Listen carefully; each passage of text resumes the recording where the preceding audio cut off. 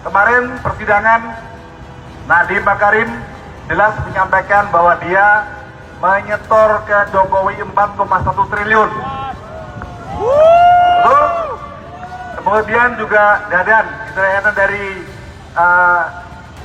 BGM, ya, itu juga waktu ditanya dalam wawancara menyatakan dia juga setor ke Jokowi. Kita catat kasus-kasus besar yang melibatkan Jokowi misalnya, itu adalah kasus termasuk keluarga itu adalah Blok Medan, ya, tambang, itu melibatkan anak dan menantu. Kemudian ada kasus CPO, itu melibatkan Sinarmas. Ada gratifikasi, sudah dilaporkan juga ke KPK, tapi karena KPK-nya tadi sudah berubah wujud, bukan lagi lembaga independen, tapi menjadi lembaga pro-oligarki, maka itu tidak diusut. Selamat sore rekan-rekan semua. Selamat sore rekan-rekan yang sedang bertugas menemani kita di sini. Kami pada hari ini sengaja melakukan kunjungan ke sini ke KPK yang tercinta ini untuk menyampaikan aspirasi. Kami dari UIWOS mewakili teman-teman semua nanti akan bergiliran. Yang pertama adalah kami akan mengingatkan teman-teman KPK. Ada mantan ketua KPK yang jadi tersangka sampai sekarang nggak jelas. Mau tanya, diapakan dia? Ada di mana dia? Inisialnya FB. Tahu semua kan? Yang pertama. Yang kedua, kemarin persidangan Nadiem Makarim jelas menyampaikan bahwa dia menyetor ke Jokowi 4,1 triliun. Betul? Kemudian juga Dadan, keterangan dari BGM, ya, itu juga waktu ditanya dalam wawancara menyatakan dia juga setor ke Jokowi. Kami tanyakan 3 hal saja. Bagaimana atensi, sikap, dan tindak lanjut dari KPK terkait dengan masalah ini, karena rakyat semua menanti. KPK dibayar oleh negara, dan negara ini uangnya dari pajak kami, rakyat. Sehingga kami berhak sebagai rakyat untuk menuntut apa tindakan Anda semua. Jangan hanya menangkap yang kecil-kecil, yang tingkat bupati, wali kota, tapi yang Jokowi itulah yang sekarang ini perlu segera ditindaklanjuti. Lalu masalah Blok Medan, itu juga nyangkut dengan Jokowi. Intinya adalah bahwa kasus-kasus yang menyangkut dengan Jokowi, kami minta agar segera ditindaklanjuti. Terima kasih. Sekian, wassalamualaikum warahmatullahi wabarakatuh. Hidup Indonesia! Hidup Indonesia! Takbir! Allahu Akbar! Ya, terima kasih Bang. Bismillahirrahmanirrahim. Assalamualaikum warahmatullahi wabarakatuh. Waalaikumsalam warahmatullahi Merdeka! Merdeka! Belum. Merdeka! Belum. Ya, kita di bulan Agustus ini menjelang 81 tahun yang katanya akan merayakan 81 tahun kemerdekaan, tapi hidup rakyat masih melilit dan terhimpit ekonomi, dan masih banyak rakyat yang sangat miskin. Kami di sini mendatangi KPK bukan karena kebencian kami, tapi kami karena mencintai KPK. Betul? Betul. Kami datang di sini untuk mengingatkan kepada KPK untuk tidak tebang pilih terhadap kasus-kasus korupsi yang ada di Indonesia. Tidak tebang pilih menjadikan korupsi, penangkapan, dan yang lainnya sebagai hanya alat politik dan penyanderaan tertentu. KPK harus menuntaskan seluruh kasus korupsi yang ada di Indonesia. Betul? Betul sekali. Saya di sini memperkenalkan diri, saya Dwi. Saya generasi milenial, alumni dari Filsafat Universitas Indonesia, ingin menghimbau kepada KPK untuk sekali lagi untuk tidak tebang pilih dalam melaksanakan tugasnya, karena kalian dibayar oleh rakyat. Betul? Di sini saya melihat betul rakyat-rakyat di bawah sangat kesusahan karena pejabat-pejabat di atasnya menikmati kekuasaan, menikmati kemewahan, tapi mereka tidak pernah melihat penderitaan yang ada di rakyat kecil. Maka dari itu, korupsi harus dituntaskan sesuai amanat reformasi.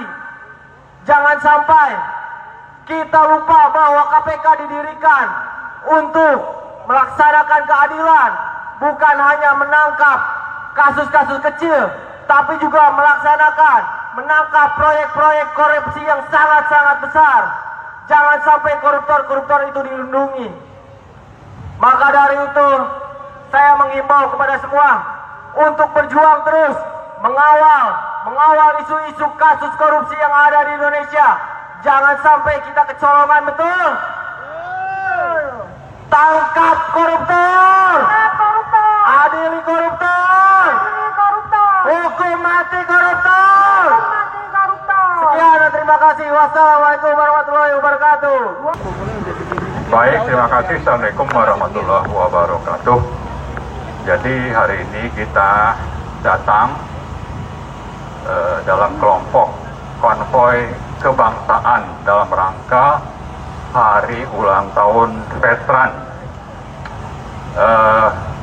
Setelah tadi di Polri menyampaikan ada 6 tuntutan, hari ini kita melanjutkan berkunjung ke KPK juga untuk menyampaikan sejumlah tuntutan.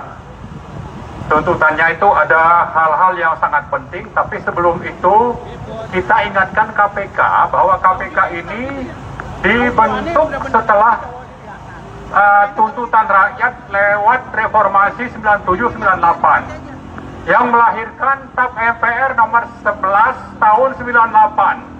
Karena KKN itu sudah sangat merajalela merusak negara, lalu rakyat menuntut. Terjadilah reformasi dan lahirlah TAP MPR 1998. Lalu dilanjutkan dengan pembentukan Undang-Undang nomor 30 2002. Tujuannya apa? Supaya pemberantasan korupsi itu bisa tuntas dan lembaganya sendiri independen, bebas melakukan penyelidikan sampai penuntutan. Ya, itu beda dengan polisi dan kejaksaan. Lalu masuk ke pengadilan. Nah, masalahnya semakin kesini, terutama pada era Jokowi, peran KPK itu sudah dilemahkan, dilumpuhkan. Melalui apa? Melalui perubahan undang-undang. Undang-Undang 30 2002 tadi berubah menjadi Undang-Undang nomor 19 tahun 2019. Maka KPK itu berubah menjadi lembaga yang lemah, tapi sudahlah lemah menjadi alat politik. Politik siapa? Terutama politik Jokowi. Jokowi memanfaatkan KPK untuk apa? Untuk melawan atau melumpuhkan lawan-lawan politik, sambil menggunakan KPK untuk melindungi diri dari berbagai kasus korupsi yang dia lakukan. Kita catat kasus-kasus besar yang melibatkan Jokowi misalnya, itu adalah kasus termasuk keluarga, itu adalah Blok Medan, ya, tambang, itu melibatkan anak dan menantu.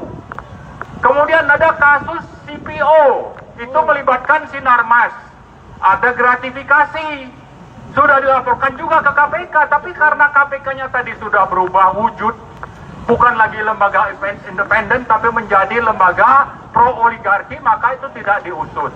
Lalu banyak yang lain-lain sebetulnya. Ada kasus IKN, ada kasus WUSH, ya, kereta cepat Jakarta-Bandung. Lalu ada kasus impor gula yang sudah menyebut nama Jokowi waktu Tom Lembong diproses di pengadilan. Ada kasus laptop Chromebook, ini juga sama, Jokowi terlibat. Lalu ada kasus kuota haji melibatkan Menteri Agama Yakut. Nah, ini semua sebetulnya merupakan ranah yang harus, ya, diproses hukum oleh KPK sesuai amanat konstitusi dan amanat reformasi. Tapi karena tadi sudah berubah menjadi lembaga pro-oligarki, bagian dari Jokowi, maka KPK ini sebetulnya sudah tidak berguna. Ya, hanya membuat berita sensasi. Benar mereka menangkap sejumlah kepala daerah yang terkena OTT, itu benar. Tapi itu harusnya sebagian kecil dari dibanding berbagai kasus yang sangat banyak terjadi, terutama dilakukan oleh Joko Widodo dan menteri-menterinya. Termasuk tadi saya lupa menyebutkan kasus tentang impor minyak mentah dan BBM, ya, yang katanya konon itu nilainya sampai 800 triliun yang melibatkan Erick Thohir. Nah, Erick Thohir, terus ada juga kasus yang melibatkan Menteri SDM Bahlil. Ya, nah saya ingin menambahkan sedikit tentang proses bagaimana kasus korupsi yang melibatkan Beni Cokro, yang di situ ternyata ada tersangkut nama petinggi Golkar. Kasus-kasus apa itu? Kasus-kasus Asabri, kemudian kasus Jiwasraya, lalu ada kasus impor CPO.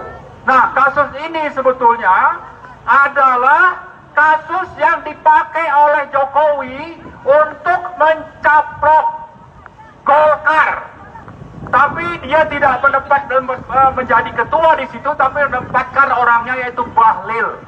Bahlil untuk menjalankan kepentingannya di Golkar sekaligus kepentingan KKN-nya sambil memanfaatkan KPK tadi. Nah, saya kira itu beberapa hal yang kita perlu ingatkan. Nah, satu lagi sebetulnya perlu kita ingatkan pimpinan yang ada di KPK saat ini tidak pantas, tidak layak, tidak konstitusional untuk menjadi pimpinan KPK. Kenapa? Karena mereka dipilih saat Jokowi masih jadi presiden melalui Kepres nomor 63P tahun 2024, dan itu melanggar putusan MK nomor 122 baik. tahun 2022. Jadi mereka ini harusnya mundur, dan Pak Prabowo harus segera menurunkan mereka karena mereka dipilih melanggar konstitusi dan putusan MK. Baik. Saya kira itu mungkin yang dapat saya sampaikan. Terima kasih. Assalamualaikum warahmatullahi wabarakatuh. Waalaikumsalam warahmatullahi wabarakatuh.